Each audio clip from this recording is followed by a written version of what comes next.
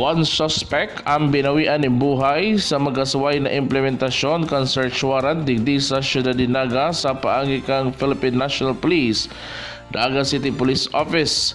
Susog sa informasyon na nakuha kang One Media TV 48 Naga sa Naga City Police Office, isiserbi ko ta kan mga otoridad ang search warrant para sa kasong pagbalgar sa Republic Act 9165 sa harong kang suspect na binisto si Dino Danyas alias Ding sa Zone 3 Greenland Avenue, Barangay Concepcion, Pequeña, Ciudad Dinaga. Kan maglaog ang suspect sa iyang kwarto kung saan kinuha kainian sa iyang kalibre 38 badil. Asin basang na sanang pinaputokan ang mga otoridad. Rason para magbalos ng putok ang mga operatibo na nagresulta sa pagkakagadan ka nasabing suspetsado. Sigon kay Police Staff Master Sergeant Toby Bungon, nasa watchlist na ang nasambitan ng suspect kan Philippine National Police na nagadan na suspetsado.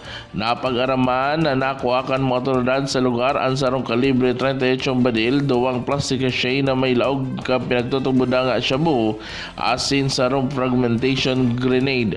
Mientras tanto sa Zone 1 Barangay del Rosario, Ciudad Dinaga kan iserbiman kan mga otoridad ang search warrant para sa kasong pagwalgar sa Republic Act 10591 sa harong ang suspect na ministro si Dario Galon E. Velasco, 45 anyos, alagad ng laban man sa mga otoridad.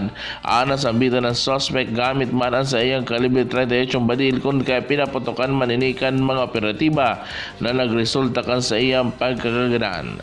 Mientras tanto, katakot ka na sambitan ng mga bareta, padagos man ang ginigibong investigasyon kan mga miyembros kan Philippine National Police. Dagdag na bareta sa lado lokal para sa News Force Weekend, Adonis Aguilar Jr. reporting.